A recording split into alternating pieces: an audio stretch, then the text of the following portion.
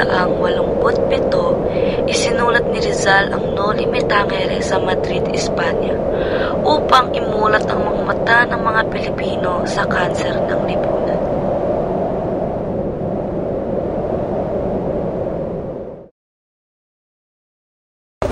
Bakit pa tayo pinapatawag ni Kapitan Tiago? Darating daw ang mga anak ng yumaong kaibigan ni Kapitan Tiago. Dapat, hindi na pala pumunta dito. Aksaya ng panatang oras para lang sa isang Indyo.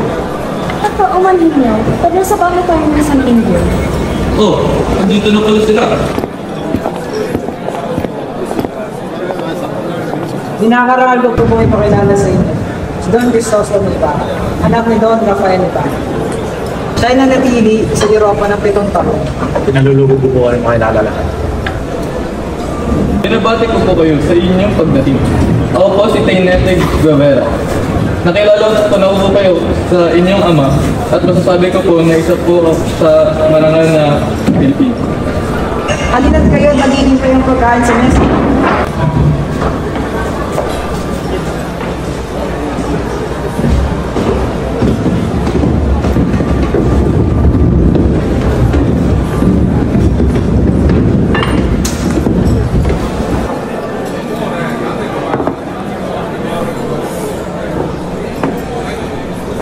Kamusta naman ni Mang Ibarra ang panilangan niya sa Europa ng 7 taon?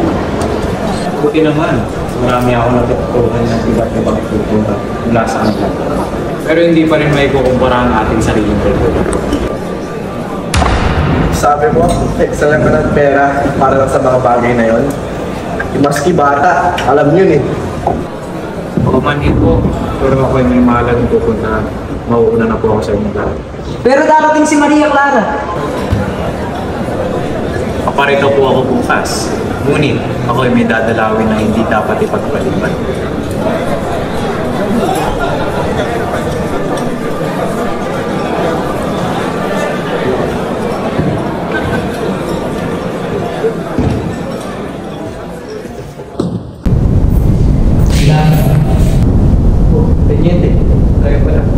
Ginoong Ibarra, may dapat kayong malaman tungkol sa iyong mga Tungkol mo sa aking ama.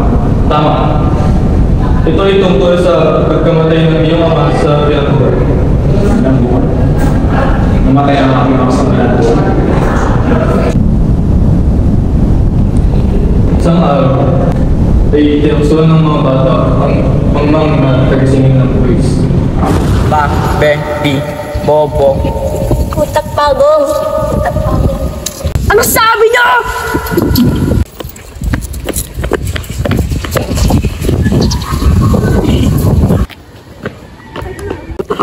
Patawad po. Yan ang makabagay sa mga batang katulad mo! Hoy! Mga batang yan, dapat di mo pinapatuloy yung mga pastil eh. Ngayon ko lang naman kinasama ko siya. Sige po, Ginoong Ibarra. Ako po yung mauna na dahil may responsibility po. Sige po, maraming salamat po. Hay, hanggang ngayon wala pa rin siya. Marami sigurong inaasikaso.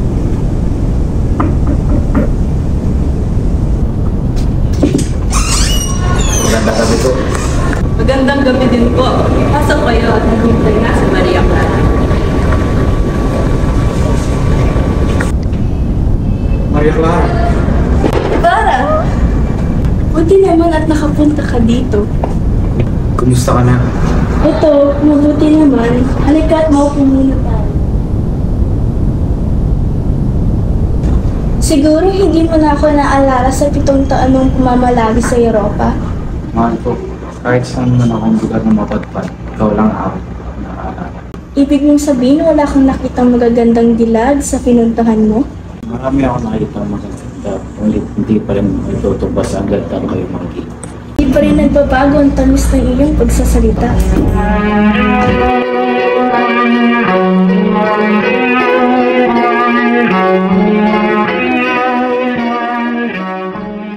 Mahal ko, kailangan ko na pala pumunta sa San Diego. Dahil bukas ay araw ng mga patay. Naunawaan kita. Mag-ingat ka, mahal ko.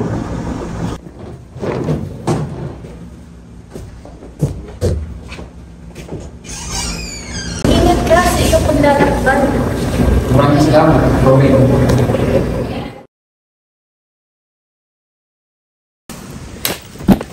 Ano sabi mo? Itinapon mo na lang ang bangkay nandito?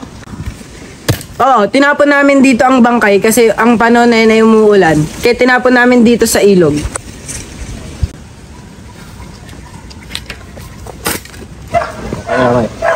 Ikaw, anong ginawa mo sa akin, ama? Nagkakamali ka, binata. Wala akong ginagawa sa iyong ama. Kung hindi ikaw, sino? Sino ang pakangas na gumawa ng ganoong bagay? Sa aking paghihinala, ay kagagawan iyon ni Padre Damaso.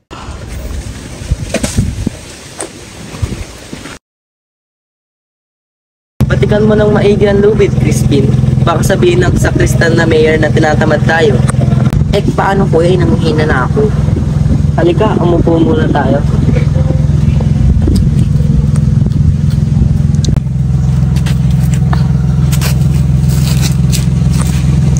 Magkano bang sasawarin mo ngayon, kuya?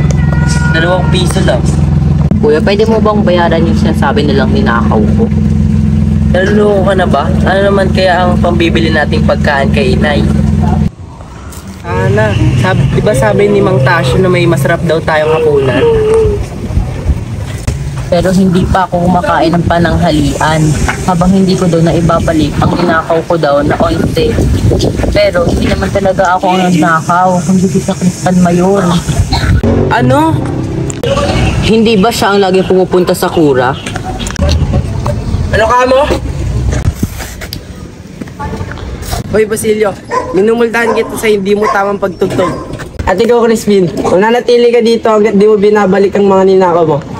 Halika dito. Wag po. Makulit ka?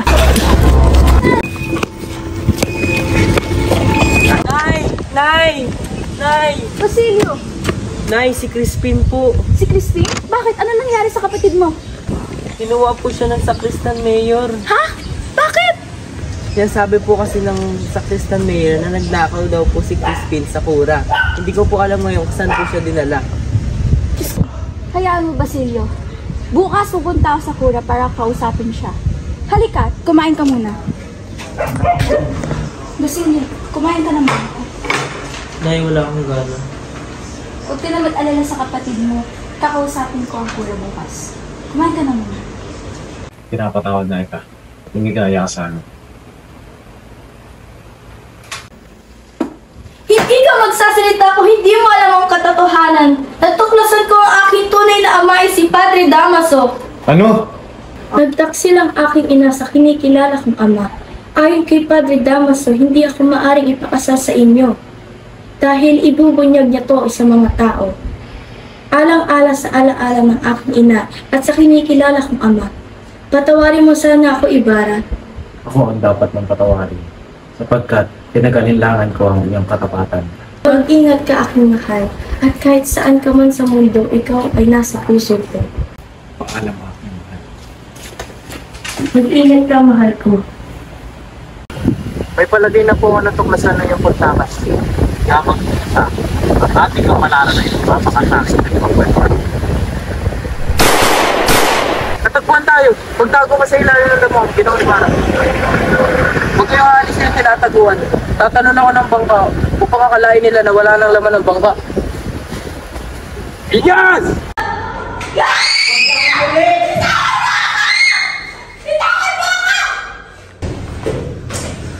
Pakantayin niyo siya. Hoy, baliw! Umawit ka! Awit na! Awit na!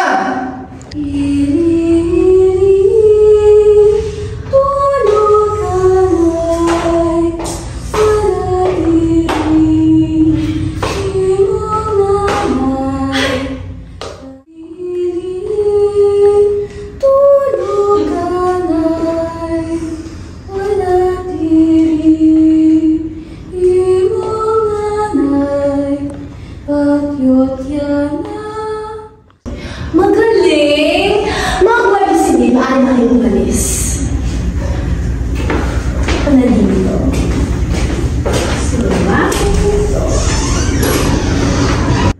Hoy, baliw! Gayahin mo ako. 1, 2, 3. Oh, madali lang. Sumasayaw mo! Baliw! Ano dyan? Gayahin mo ako! Hindi ako ang baliw. Ikaw ang baliw! Hoy! Hindi ako baliw! Hoy! Ikaw ang baliw! Baliw! Baliw! Baliw! Ikaw ang baliw at inuutusan kitang sumayaw! Ayoko! Ayoko sumayaw! Baliw na mga sumasayaw! Katulad mo! Ayoko sumayaw? Ayoko sumayaw! Ayoko sumayaw! Sige! Higa! Higa kang babae ka! Gusto makita lang mo? Humiga ka! Hindi nga ako baliw! Ayaw mata! Mata ang baliw ka na! Sige! Baliw ka! Baliw ka! Kumanta ka! Kumanta ka! Kumanta ka! Hindi ka kakanta?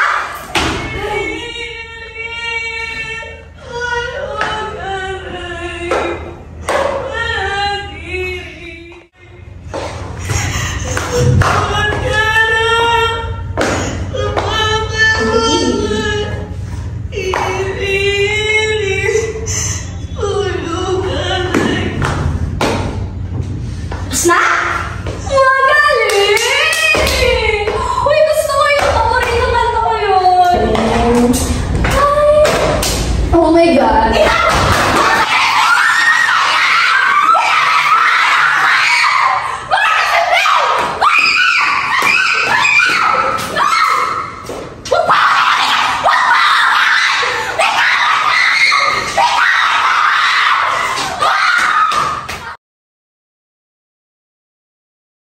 Lola, may papakiusap po sana ako sa inyo ngayong magpapasko po. Gusto ko po sanang umuwi sa aking ina at kapatid. Siguro ngayon ay nangungulila sila sa aking pagkawala. Hindi ka makakarating ng buhat sa bayan, anak. At saka hahanapin ka ng mga anak. Marami po kayong anak. Ang aking inay, wala kundi 2. Ibig ko po siyang bigyan ng aginaldo na kanyang ikatutuwa. Ako po ay isang anak na nangungulila sa kanyang ina at kapatid na nais ko lamang ay makita muli sila. Sana inyo po akong pahintulutan. Sa pangungusap mo ay natanto ko kung gaano kamahal sa iyo ang iyong ina at kapatid. Palalakad na at pagpalain ka nawa ng Diyos. Talaga po, maraming salamat po. Sigurado ako na matutuwa si inay dahil magkakasala na naman kami ngayong Noche Buena. Sige po, mauna na po ako. Sige anak, mag-ingat ka. Maria Clara, mayroon akong masamang balita para sa iyo. Ano po iyon? Si Crisostomo Ibarra ay patay na. Hindi yan totoo. Hindi ito totoo. Hindi maaari. Makakalungkot pero totoo. Hindi maaari. Siya ay namatay sa mga kamay ng mga Nakakatay na kapatid. Bakit mo iniwan ni Bara? Bakit? Ka naman sa susunod na habang buhay. Day, nandito na ako.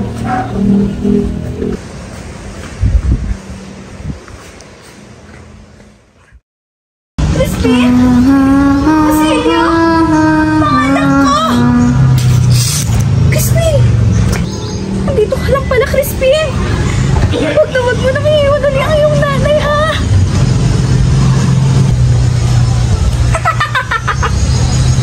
Ano ba pinagkagawa ko?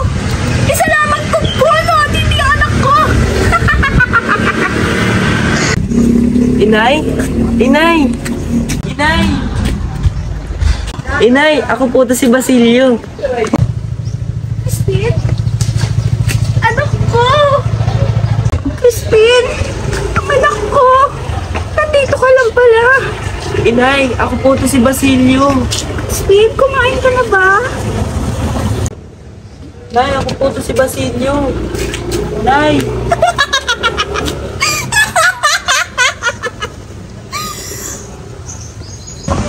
Basilio? Ikaw nga! Buhay ka, Basilio! Nay! Nay!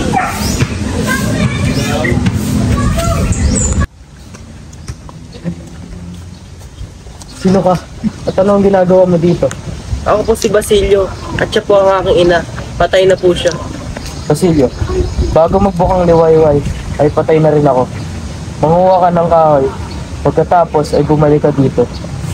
Ipatong mo sa aming mga bangkay at kami yung silaban. Pagkatapos ay umukay ka sa dako na roon. Ang salaping makukuha mo ay iyo na. Pag-aral ka ng mabuti. Hala, lumakad ka na at kunin mo ang mga kahoy. Opo. Mamamatay akong di man nakikita ang naglilining sa bukang liwayway. Ngunit, sa mga mapalad ay aalalahanin ninyo ang mga nagtanggol sa ating bayan.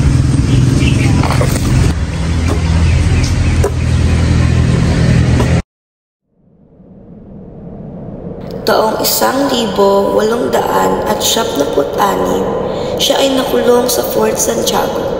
At noong ika-26 ng Disyembre, taong 1876, siya ay nahatulan ng parusang kamatayan. Binaril siya sa Bagong Bayan noong ika-30 ng Disyembre, taong 1876. Ang kanyang huling salitang binigkas ay Consumatum est! Na ang ibig sabihin ay natapos na.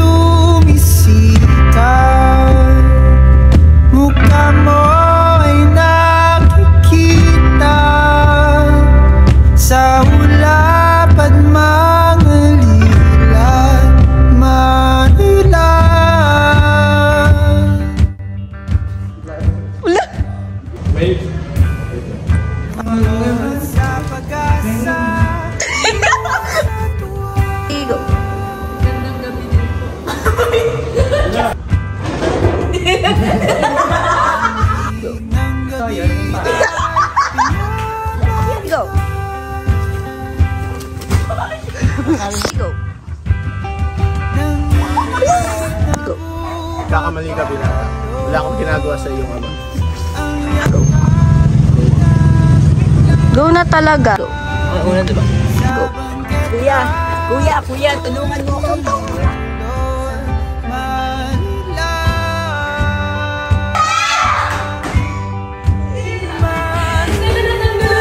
Lola, may papakiusap po sana ako sa inyo ngayong Papasko po. Go. Talaga po? Maraming salamat po.